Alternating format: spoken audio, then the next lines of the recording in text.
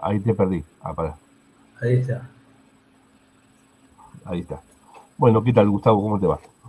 ¿Cómo Acá va? estamos con un amigo, un entrañable amigo, Gustavo Varela. Voy a hacerle una presentación formal para todos los amigos del canal. Gustavo Varela nació en 1962, filósofo, ensayista, músico argentino. Es profesor de la Facultad de Ciencias Sociales de la UBA, titular de la Cátedra de Pensamiento Contemporáneo de la Universidad del Cine, profesor de Introducción a la Filosofía en la Facultad Libre de Rosario, dictó el seminario El Tango, la Genealogía y la Historia en la UBA, Inflaxo. Escribió en varias publicaciones como Lote, Artefacto, Enie. Te quería preguntar, también vos escribiste en La Caja, ¿no? La revista mítica de Tomás, ¿o no? Sí, sí. De los 10 números escribí en 4 o 5. Claro. Bueno, partícipe del seminario de los jueves durante muchos años, que dirigió el ensayista y filósofo Tomás Abraham.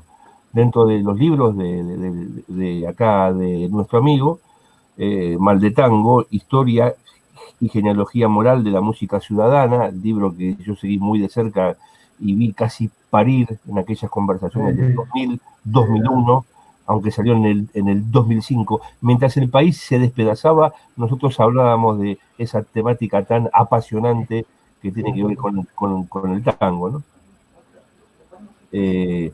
La filosofía y su doble, Nietzsche y la música, Nietzsche una introducción, La guerra de las imágenes, una historia visual de la Argentina, Paidós 2017, bueno, Tango y política, Sexo, moral burgués y revolución en la Argentina, y en colaboración con Tomás Abraham en el marco del seminario de los jueves, bueno, Vidas filosóficas, Tensiones filosóficas, entre otros textos. Hoy yo había pensado Nietzsche, un diálogo, digamos, ¿no? Acercarnos a la figura de Nietzsche, ten en cuenta que este es un canal de repente donde puede haber mucha gente que sean docentes, sean profesores o gente, no específicamente tiene que ser la gente que nos vea vinculada con la filosofía, pero sí de repente interesada en estas temáticas. Y Nietzsche es un filósofo, digamos, como quien diría, extemporáneo, por lo tanto atraviesa todas las épocas. Yo había trazado un par de ejes, estimado maestro, sobre la figura de este gran pensador, que tanta influencia ha tenido en el mundo contemporáneo, ¿no? La primer, más que pregunta, eje, como para tirar la piedra, es ¿cuál fue tu relación personal con la obra de Nietzsche por primera vez? Quiero decir, el acercamiento a su obra, esto del acercamiento al texto. Bueno, primero quiero agradecer esta posibilidad. Segundo, yo tengo material que vos me prestaste, Gabriel, cuando yo estaba haciendo mi investigación. Y lo conservo, lo tengo guardado y para en algún momento devolvértelo, que son revistas que pasaron como 20 años. Pero bueno, ¿qué va a ser? Es parte del asunto, ¿viste? Me siento partícipe del libro, entonces. Desde ya, pero que no te quepa duda de eso. Hemos hablado cuando vos tenías tu local y qué sé yo, que íbamos y hablábamos sobre cosas que, bueno, vos me ibas alimentando la historia argentina. Y yo la iba conociendo lentamente de tu palabra y de tus libros y de las cosas que vos me prestaste muy generosamente, Bueno, te lo Gaby. agradezco. Y nunca me quedé con las revistas, te las voy a devolver, No, créemelo, ya sabes que es un trato de caballero siempre, ¿no? Bueno, dale. vamos con Nietzsche. A mí me pasó con Nietzsche una cosa en el colegio secundario, que yo, viste, había leído a Siddhartha y a Hermann Hesse, todas las cosas de Hermann Hesse, que eran muy propias de ese momento en plena dictadura, con una cosa así medio como hindú y con un tipo de experiencia de quietud y de, bueno, y de ese mundo, ¿no? Y después me dijeron, bueno, ahora tenés que leer a Nietzsche. porque hay que leer a Nietzsche, primero a Thomas Mann y después a Nietzsche. Y yo no entré en el de Thomas Mann porque yo quería leer a Nietzsche y me compré un libro de Nietzsche que así habló Zaratustra y no entendí nada. Nada, entendí, nada de nada. Así que, y me quedó eso un sabor medio amargo. Después cuando empecé a estudiar, Nietzsche aparecía como una cosa impresionante y como una necesidad específica para la historia de la filosofía. Entonces eso me llevó muy cerca Nietzsche, Foucault, Deleuze, toda esa línea de estos pensadores del siglo XIX y después las del siglo XX, y generó en mí una necesidad de buscarlo a Nietzsche. Tanto fue así que yo lo estudiaba, lo leía, lo subrayaba, lo daba en la facultad, ¿viste? Todo eso lo hacía. Y un día me di cuenta que me estaba atrapando. Como algunos autores te atrapan, ¿viste? A mí, por ejemplo, Kierkegaard me atrapó mucho. Me atrapó 4 años, por lo menos. Me volví loco me volví con ese autor, ¿viste? Y algo así me pasó con Nietzsche, pero más prolongado y más largo. Y entonces dije, yo tengo que conjurar esto de algún modo, y lo que hice fue escribir un libro en un verano. Me fui en un verano, se había muerto mi papá y yo no estaba solo, ahí me había separado de una mina con la que andaba, no sé qué. Y lo que hice fue, dije, me voy a sentar a escribir esto, y lo que escribí fue la relación entre Nietzsche y la música, que era lo que a mí más me interesaba, porque era lo que yo olía en la filosofía de Nietzsche, que él estaba incómodo con la palabra. Para una dinamita como es la de Nietzsche, me parecía que algo de eso había, con ese temor que tiene Nietzsche en la vida, en su vida personal, con esa clausura de vivir en departamentos, viste, en hoteles, en contrafrente, me lo imagino yo, viste, un tipo que está por momentos que está ciego, por momentos tiene dolores, por momentos, viste, es una cosa muy distinta a su obra, ¿no? Y a la vez me gustan las figuras que están enamoradas de otro, ¿no? Que es el caso de Nietzsche, que está enamorado perdidamente de Wagner, y de hecho el primer libro de Nietzsche, que es El nacimiento de la tragedia, y lo último que escribió, que es Nietzsche contra Wagner, en el comienzo y en el final está Wagner. Lo cual quiere decir, y después ya se volvió loco, ¿no? Nietzsche. Lo cual quiere decir que para él algo había ahí, y eso que había para mí no es otra cosa que el amor que tuvo él hacia mí, hacia Wagner, a pesar de que lo insulta y lo desprecia después que Wagner muere. Así que ese es un poco el primer acercamiento que yo tuve con Nietzsche. O sea, digamos, te pega en tu adolescencia, digamos. En realidad me transforma a mí en un ignorante de mi adolescencia, porque no entendía, no sabía de qué iba la cosa. Y después la obra de Nietzsche me empezó a resultar familiar, lentamente me empezó a resultar familiar, ¿viste? Leía, estudiaba, hice grupos de estudio con Raúl Cerdeiras, que es una persona a la que yo quiero también mucho, y él nos dio cursos sobre Nietzsche, cursos sobre Deleuze, cursos sobre Kant, todo eso yo estudié en esos grupos de estudio que era más propio de la psicología que de la filosofía, ¿viste? La filosofía no estudiaba en grupos, era la psicología estudiaba en grupos, pero él tenía eso,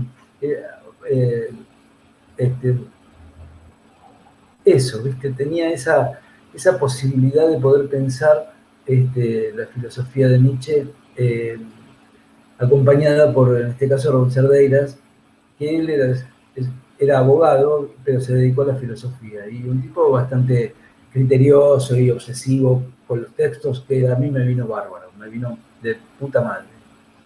Eso que vos planteás de la experiencia que tuviste con el Zaratustra, que al principio no entendías nada, es una de las experiencias más fascinantes que una persona puede tener con el conocimiento. Quiero decir, como que es necesario encontrarte con un artefacto que no entendés nada, para saber de qué va la cosa. Quiero decir, es una experiencia fascinante eso. Quiero Sí, decir, cuando sí, uno se acerca al Ulises, cuando uno se acerca en la adolescencia al Quijote, digo, estoy pensando, ¿no? Al principio uno dice, ¿qué es esto? Pero eso es fundamental para que te impacte en tu subjetividad. Es una experiencia, digamos, clave, digamos. No entender nada al principio. bueno, para mí es como tratar de abrir la botella de vino sin sacacorcho. Eso es, de verdad te digo eso. Yo cuando, viste que a veces no encontrás el sacacorcho donde está, qué sé yo, y empezás a poner un cuchillo, tirás para arriba, viste, hay unos que te dicen pegarle a la parte de atrás. Esa es la incomodidad de no poder entrar, viste, no podés entrar, no podés entrar. Y cuando lo abrís, bueno, te sumergís en esa experiencia del alcohol, que es el vino, y de la vida de Nietzsche, que es también el vino, que es dionisíaco y todo ese asunto. eh, Ahí yo fui entrando muy lentamente y no entré por el Zaratustra, entré por el nacimiento de la tragedia, por ahí entré, digamos, Claro. cuando me di cuenta cómo era el asunto y después viste que tiene el ensayo en la autocrítica y yo había leído el libro y después leía el ensayo de autocrítica y digo, pero este hombre está diciendo exactamente lo mismo, lo contrario de lo que había dicho. Entonces, bueno, pero eso es 1883, que es cuando Nietzsche muere, que que Wagner muere, que es cuando Nietzsche escribe ese fragmento. Pero bueno, y ahí me fui buscando los diferentes lugares de la obra de Nietzsche, en particular que tuvieran que ver, que tuvieran una cierta sonoridad. Eh, no porque, no por la lectura, ¿no? Porque yo no leo en alemán, este, entonces no tengo sonoridad musical de la alemana, y viste que, pero sí de las ideas que tiene, y que son ideas siempre transitorias, coyunturales, nunca una metafísica, nunca un orden que debe ser así, ¿no? Y no de otro modo. ¿Viste? Cuando él en la genealogía de la moral hace todo el análisis de las relaciones de fuerzas y los modos de sometimiento, eso es para ese libro. Y ese libro, si vos crees en ese libro, te metes ahí adentro y encontrás otros aspectos. Ahora, eso no quiere decir que haya que elaborar una teoría de Nietzsche para distribuirla a lo largo de todo el sistema moral de Occidente. No, eso es un sector, o Claro. sea, vos tenés una idea, porque yo creo que los aspectos de la filosofía se meten adentro de uno y uno más o menos compone un orden de cosas, ¿no? Es decir, porque yo te digo lo del nacimiento de la tragedia, no, lo de la genealogía de la moral, para mí era muy interesante. Cuando yo lo leí y lo entendí, y yo dije, acá hay algo que tiene que ver con una relación de carácter económico, es decir, que la moral es una economía en realidad. Eso es lo que dice Nietzsche. Y entonces, claro, pero eso que dice Nietzsche, yo no lo puedo proponer como la moral cotidiana de mi casa. ¿Por qué? Porque es otra la moral acá, ¿entendés? Es otra la relación con los amigos, etcétera. No es una relación económica. Ahora, cuando necesito pensar en términos económicos en la moral y que a mí me permite abrir un aspecto, eso para mí está fenómeno. ¿No? Es como la idea la idea del Dioniso. Dioniso no es verdad, salvo en el momento en que uno está con él, que no es siempre, al revés, casi nunca. Es decir, son conceptos inherentes a una obra. Y eso para mí es necesario respetarlo, la obra, porque alguien produce algo y eso que produce, que son conceptos, los conceptos iluminan. ¿Qué iluminan? Lo que es viable a ese concepto. Por lo tanto, ¿no? La genealogía de la moral, acreedor, deudor, ¿no? Espíritu de venganza, resentimiento, todo eso que son conceptos acá adentro, no afuera, adentro. Es decir, y vos podés crear y producir y elaborar una idea y llevarla adelante incluso. Yo estudié el tango y lo metí adentro de Foucault, sin que sea Foucault, digamos. Yo dije, yo me llevo a Foucault, porque esto a mí me sirve para poder pensar las discontinuidades. Y entonces, en ese pensamiento en torno a las discontinuidades, son relativas a ese proceso. Es un esquema que yo tengo que a mí me permite abrir un plano. Ok, si el plano no funciona, no funciona. Entonces tengo que cambiar y generar otro. Entonces, suponete, me voy un poquito de Nietzsche, ¿puedo?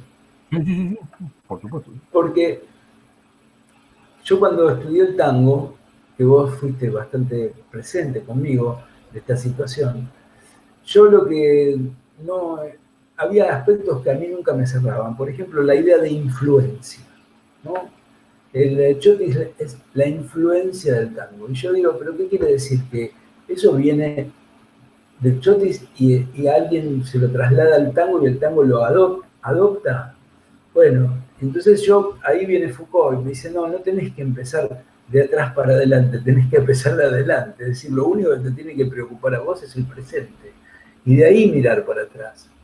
Y cuando mirás para atrás ves otra cosa, no ves lo mismo que hay una relación de dominación del chotis con el tango, sino que el tango es lo que permite ver que lo que vos querés ver en esa trama, es decir, la construcción de una serie, ¿no? Entonces pienso el tango y digo, ¿qué es el tango? Es un abrazo, eso es lo auténticamente propio del tango.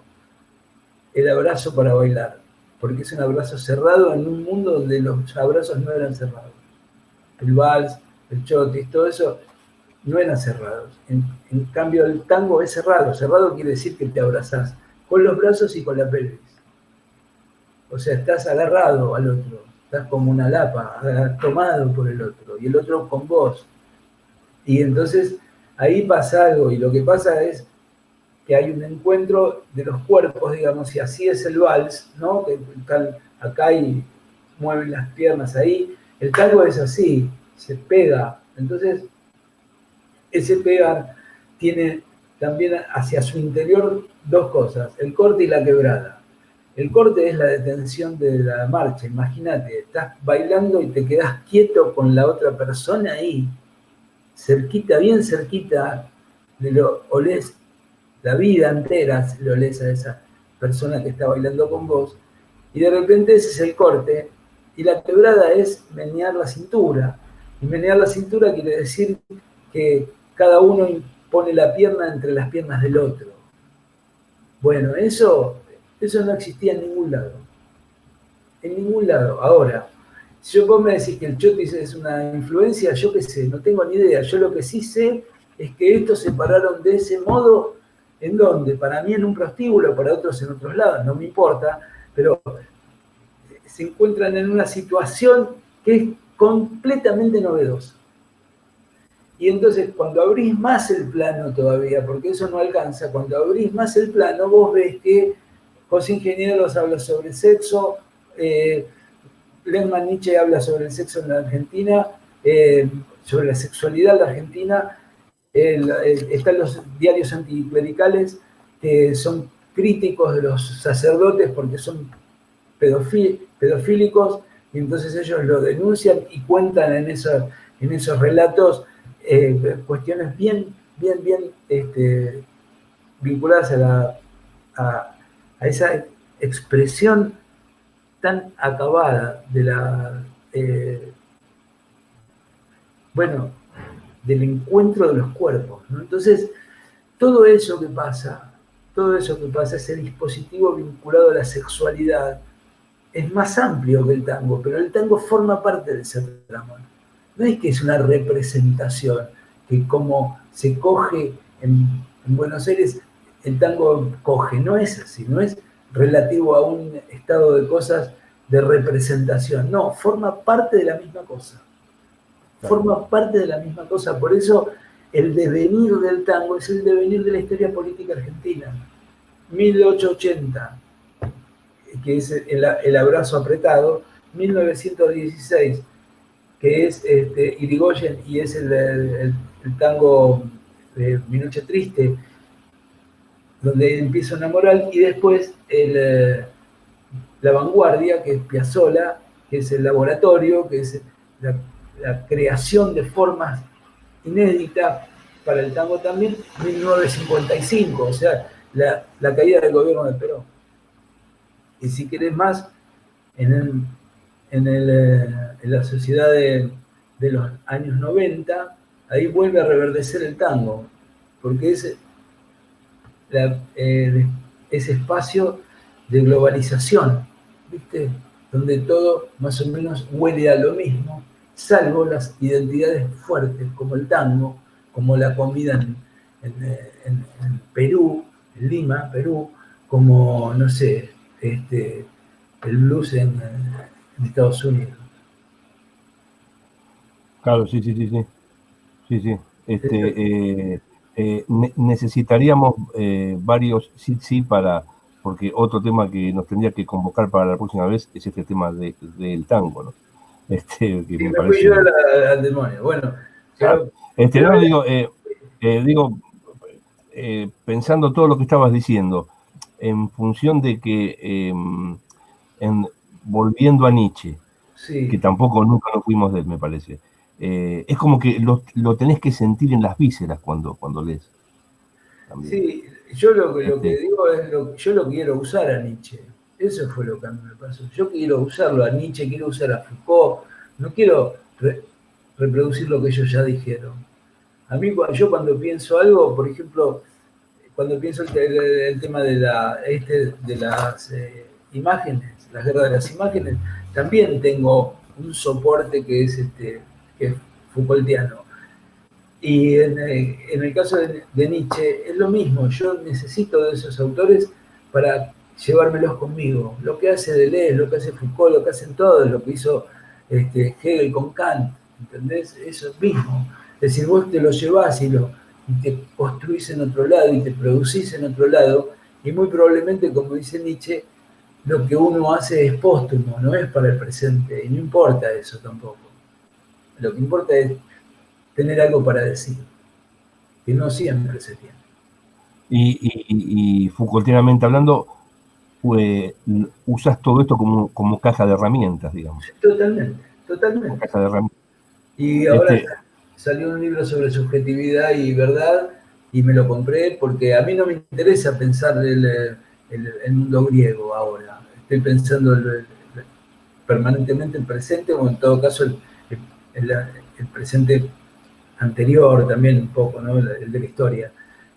Y yo lo busco ahí, busco y quiero que él me dé más cosas, ¿viste? Y me leo los libros y voy encontrando algunos elementos que a mí me permiten ver, me permiten ver. Yo voy a la academia a la academia del tango y me miran raro porque piensan que lo que yo digo es un disparate, ¿entendés? Respecto del tango. Bueno, pero eso yo te lo doy a vos o se lo doy a cualquier otro más académico, digamos, y entonces ahí se muestra más, un poco mejor, con más claridad el asunto. claro, claro. Gustavo, siguiendo esta línea, si vos tenés que establecer la relación de Nietzsche con el arte, ¿cómo la estableces, digamos? A mí me parece que Nietzsche, sí, perdón, dale, no decime. No, no, digo, Ah, me parece que Nietzsche tiene la idea de que el arte es aquello que salva. El arte salva, ¿no? El arte. Nietzsche, Nietzsche no es un romántico. A pesar de que algunos lo tratan de romántico, Nietzsche tiene, cuando él escribe algunos libros, que están vinculados a una cierta ordenación eh, positivista y racionalista en algunos aspectos. Él juega con eso. La Gaia Ciencia habla de eso, ¿viste? Es decir, que y él busca eso. Es necesario encontrar un recorrido más fuerte que el recorrido de la religión. Yo creo que es el gran enemigo que tiene Nietzsche, ¿no? La religión, la idea del más allá. Eso para él es demoledor porque te transforma en alguien que está esperando, y no en alguien que esté viviendo. Él que tenía unas dificultades para vivir enormes, pero no importa eso. Él tiene esa cosa, ¿viste? Entonces, ahora, de otra vuelta pensé esto. Yo, claro, Nietzsche se asienta un poco en esta cosa del superhombre, es decir, la superación de lo humano. Y la superación de lo humano no es el que ordena objetivamente las cosas, sino el que de alguna manera se siente eh, como superado por, no sé, básicamente por las religiones, por los sometimientos, eh, por esa cosa de lo comunitario que en realidad son relaciones de fuerzas que están operando. Bueno, todo eso me parece que Nietzsche lo rechaza. Ahora, Nietzsche se vuelve loco en 1889, o sea, estuvo 11 años loco, y se murió después, ¿no? Y yo no sé qué hubiese pasado con un Nietzsche vivo en el 1915. ¿Sabes por qué lo digo? Porque me parece que él estaba crítico respecto del romanticismo, estaba muy crítico, ¿no? Él cuando escribe la crítica a su propio libro, El nacimiento de la tragedia, él lo prende fuego a Schopenhauer, y Schopenhauer es un romántico, un romántico que pierde, pero es un romántico, ¿no? Entonces, y él lo trata mal, ¿viste? Y cuando dice que Wagner en Parsifal es la redención y otra vez el cristianismo y todo eso, y el chabón se pone como loco, ¿qué es lo otro de eso? ¿Viste? Bueno, lo otro de eso, y lo estamos viviendo, lo otro de eso es la certificación científica de las cosas, ¿viste? Y que entonces vos tenés un tipo que te hace neurociencia, o que vos tenés que tener una sola forma de vivir, es decir, todos esos procedimientos que a nosotros nos angostan y nos someten, las peleas por el dinero, la tensión con los otros, la pobre gente que añora el dinero y está todo el tiempo corriendo tras de eso. Y está bien, nosotros por ahí somos un poco como más libres, ¿no? Pero efectivamente el mundo de las cosas le gana al mundo de del romanticismo. Claro. Nos ganaron. O sea, perdimos el iluminismo, todo eso lo perdimos, no hay más iluminismo. Ahora hay fake news y hay un montón de cosas. Es decir, Nietzsche yo creo que se hubiese sentido muy incómodo en un mundo como ese Claro. que nos toca a nosotros.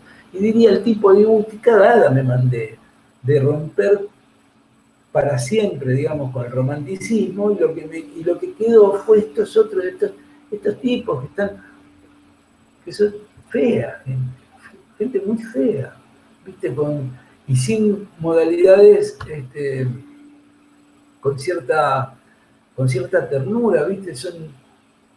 Nosotros estamos rodeados de brutos, Gaby, estamos Totalmente. rodeados de brutos. Y bueno, ¿viste? Y es muy difícil vivir así. Entonces yo veo en Nietzsche eso, ¿viste? Que digo, pero este tipo al final se estaba llevando la pelota para otra cancha, no para esta cancha. Igual, él cree que lo más importante es la creación. Es decir,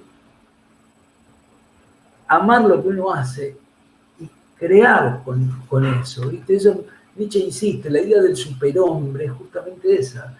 Por eso a él no le gusta el Zaratustra, o en todo caso dice, es mi gran libro, ¿por qué? Porque es el libro del abandono. Esto no, el hombre no, ya está, ¿viste? Ya está, no termina con el más allá, termina con la acumulación, termina con todo eso, o sea, veamos de cómo tensionamos unos con otros en nombre de lo que queremos hacer. O sea, que no haya nada en el medio. Eso es lo que he dicho permanentemente, que no haya nada en el medio. Viste que vos para hacer una cosa no tengas que hacer otra, viste, vos, qué sé yo, te querés ir a conocer, no sé, el, el, el Partenón de Grecia y no tenés un cobre, entonces tenés que laburar para comprarte el boleto. Y eso te sale a vos, ¿cuánto? ¿Qué sé yo? 8 años. ¿Entendés? Entonces está mediado. Por eso si no llego más, loco, al Partenón. No voy al Partenón, me voy a Santa Teresita. Claro, Bueno, es, es como el reino de la libertad absoluta, ¿no? O no sé si usted. Es puede como. ser, no sé. No, porque hay una cosa de. Nietzsche es un obstinado, pero además es un trabajador de sí mismo. ¿Viste? Él dice, yo odia a Wagner, ¿eh? Y dice, pero hay que empezar por ahí, porque hay que aprender a perder, a, a tener un bisturí y sacar lo que a uno le molesta. Y hay que tener huevos para eso. Entonces el tipo tiene un trabajo, tiene una disciplina de trabajo. Y esa disciplina es una disciplina moral, fuerte. Bueno, pero para él efectiva en términos de poder pensar qué es lo que él quiere. La libertad, la palabra libertad primero hay que sacarla del diccionario porque tiene un mal uso en los últimos, no sé, 50 o 60 años, que es espantoso. Un poco más, me animaría a decir. Este, desde 1930. Y, y a la vez, eso es la palabra libertad. Lo que hay en el caso de Nietzsche es un ejercicio de eso, no una declamación. No es Lilita Carrió.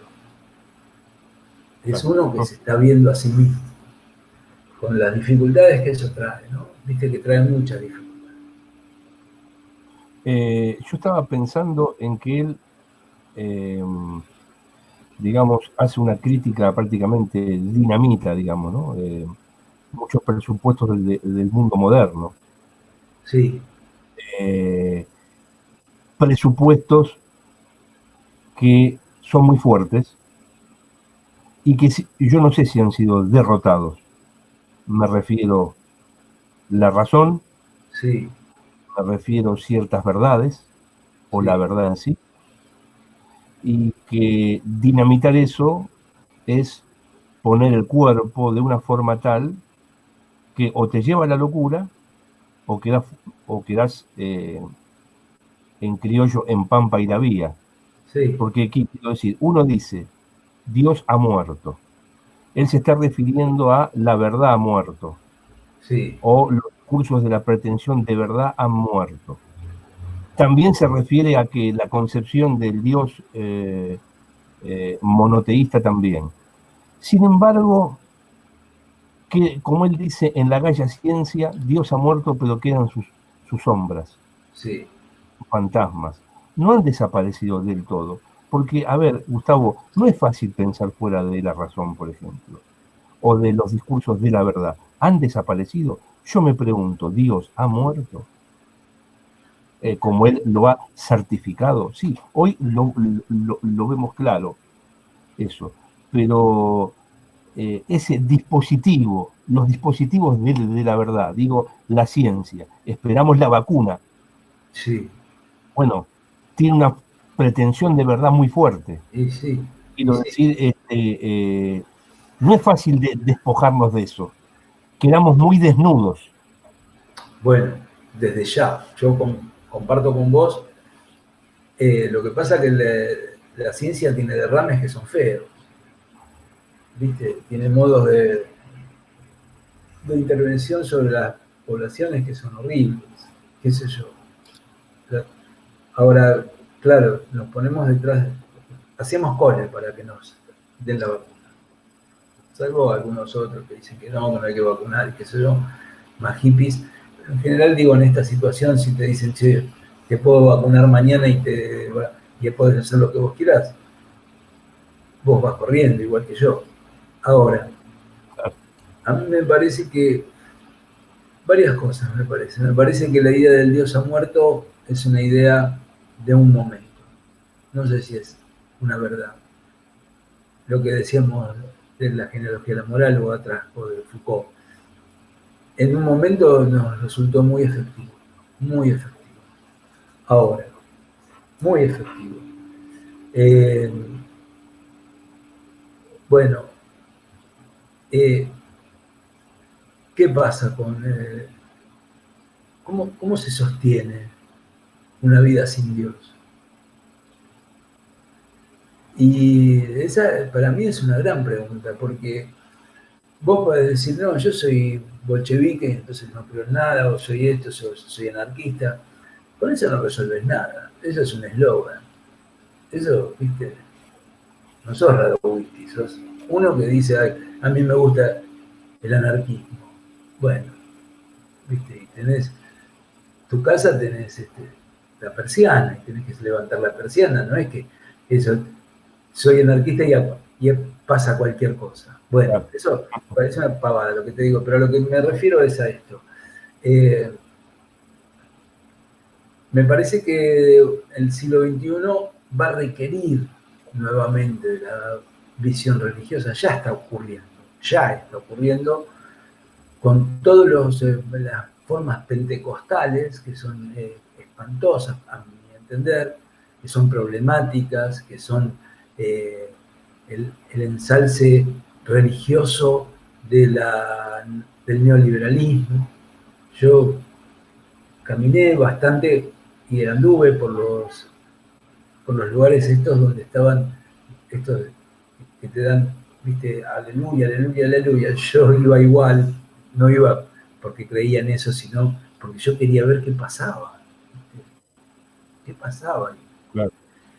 ¿Y qué pasaba? ¿Viste? Y a mí me parecía que era un problema. Y últimamente el neopentecostal, que tiene esa vocación de que vos podés hacer plata y vos sos un muerto de hambre, pero podés hacer plata y Dios te va a dar la plata que vos querés, pero antes me tenés que pagar ¿viste? El diezmo y todo el asunto, y la gente va, y es mucha la gente, y te digo lo peor, es gente pobre, es un Dios para gente pobre.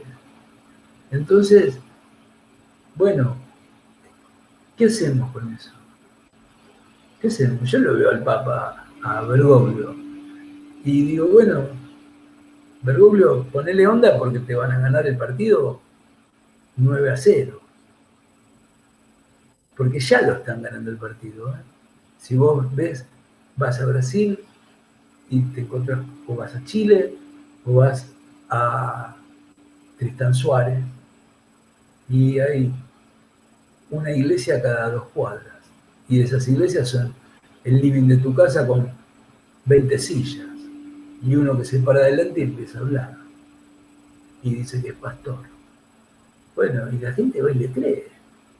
Entonces, esa modernidad que nosotros teníamos críticamente, en el siglo XXI nosotros tenemos que pensar bien, porque si no caemos como Nietzsche, ¿viste? Que se quedó agarrado de la ciencia, y la ciencia te lleva puesto del peor modo, porque no se termina nunca, por otra parte. Pero, ¿entendés? Entonces vos decís, bueno, ok, ¿y ahora qué hacemos? ¿Cómo convivimos con los otros? Si siempre los otros son de a uno, cuando antes eran multiplicados y puestos en un colectivo. Bueno, ahora no pasa eso, Gaby, no pasa más eso. No pasa más, vos tenés tu teléfono, yo tengo mi teléfono, ¿entendés? Y ahora tenemos estos sistemas, no solo porque le damos este uso, pero si no podés estar todo el día jugando a un jueguito. Es decir, te podés transformar en una máquina espantosa.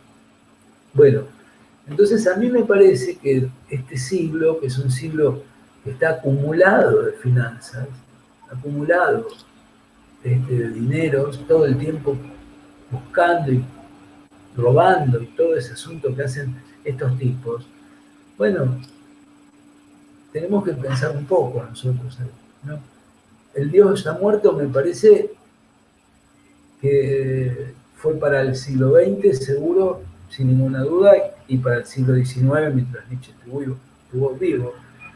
Bueno, y había otros que ya estaban y era satisfactorio tener la idea de que Dios ha muerto. Pero ahora, no sé, ¿viste? Yo quiero que vengan los dioses para defenderme de estos canallas.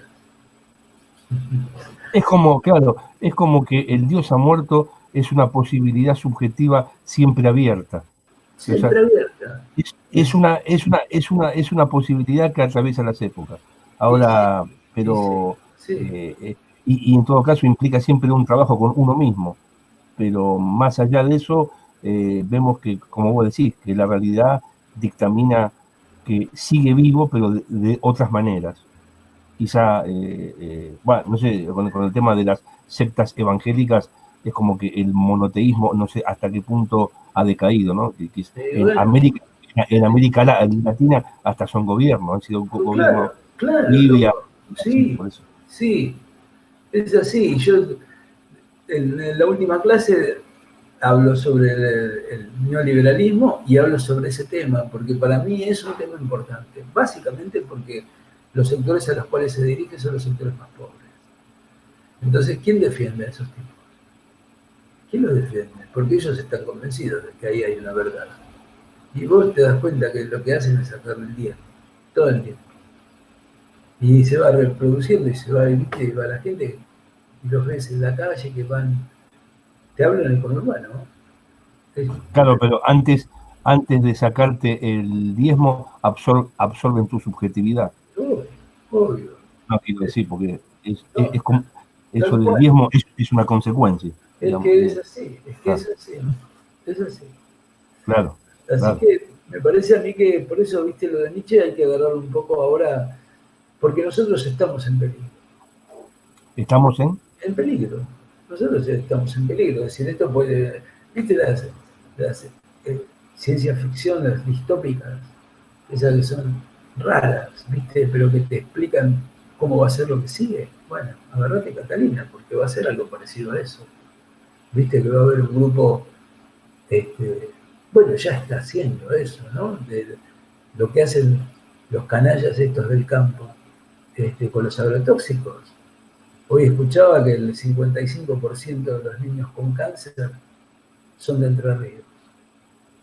El 55%, por la cantidad de agrotóxicos que hay. Entonces, estos ya nos están combinando a nosotros. Ahora, eso mismo no pasa en París, ¿eh? No pasa en Francia. Vos pones agrotóxicos y ¿sabes qué? Te sacan a las patadas. Ahora el Monsanto, en Estados Unidos, viene acá y hace lo que quiere. Entonces, viste, ese es el tema.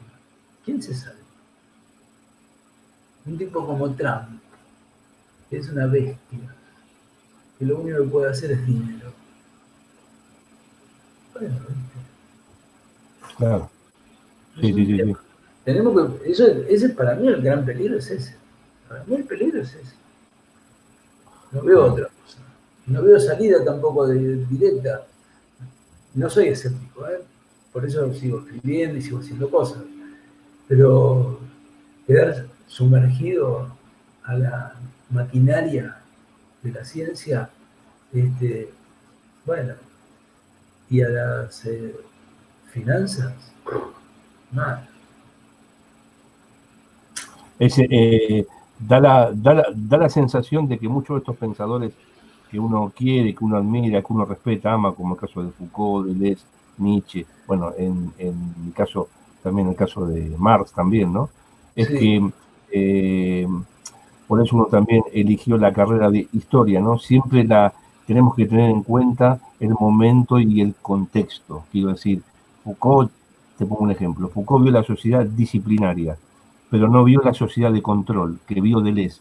Pero sí. Deleuze tampoco vio esto que estamos viendo hoy. No, Quiero decir, la historia siempre nos atrapa en su determinación, en su sí, trampa, en su proceso, como quiera llamarlo, y implica que vos te recrees constantemente como subjetividad, porque si no, no podemos entender esto que nos está pasando, porque de última tenemos que ver, bueno, ¿para qué nos sirve Nietzsche hoy?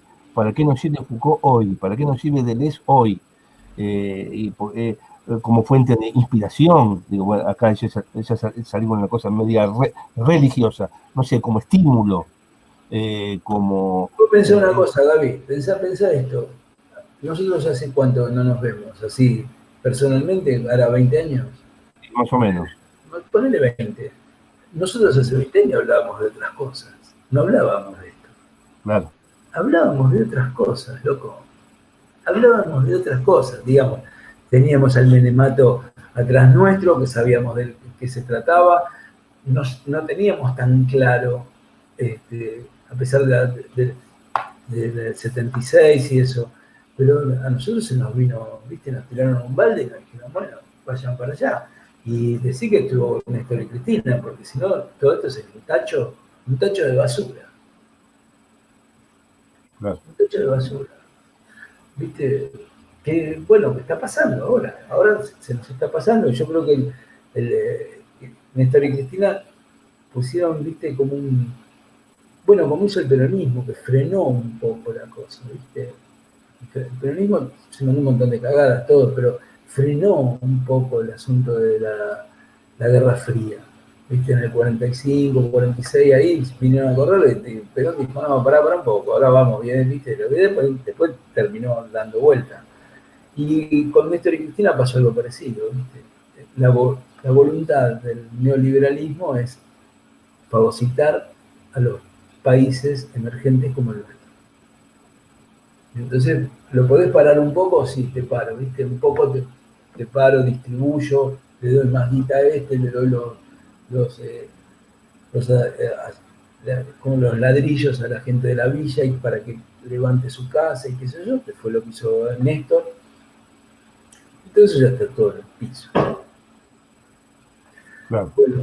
Claro, si no hay, vos decís, si no hay una verdadera transformación política y social, la filosofía no nos sirve para mucho. ¿O no? ¿O soy pesimista? Digo. No, en todo caso lo que podemos hacer nosotros es tratar de pensar una situación que nos libere un poco, ¿viste? De toda esta cosa. Yo creo que yo no lo voy a ver, tengo casi 60 años, ¿viste? Y esto va a ser largo, va para largo. Va para largo.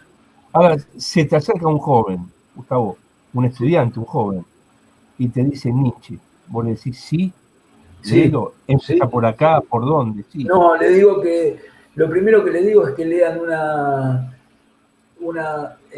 alguien que ya lo haya leído y que haya escrito. Por ejemplo, Bátimo escribió un libro que está bueno sobre Nietzsche. O Abraham escribió un libro que está bueno sobre Nietzsche. Entonces, lees eso y tenés una perspectiva, está la voz del que leíste, no importa eso, porque eso se va rápido. Cuando vos te metés adentro, viste, vos agarrás el texto de Bátimo, lo lees y lo estudiás, lo marcás y qué sé yo, y decís, bueno, está buenísimo. Ahora voy a leerlo al tipo. Es muy raro que yo recomiende directamente a un autor. Yo lo hago siempre, pero en el caso de Nietzsche me parece que está bien, como Schopenhauer, está bien hacer una entrada amable, es decir, leer alguno que te lo interprete. Una vez que está eso, te pones a leer de a uno.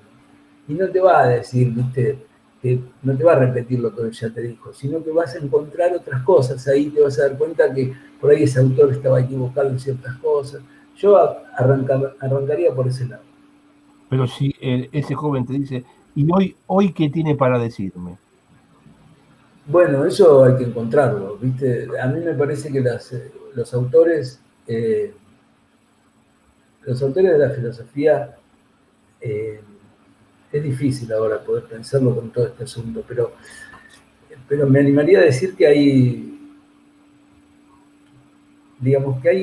filósofos como Deleuze o Guattari o Foucault o Canguilhem, todos estos, que son franceses muchos de ellos, pero que nos habilitan a nosotros a pensar ciertas cosas. No hace falta pensar la realidad es un efecto.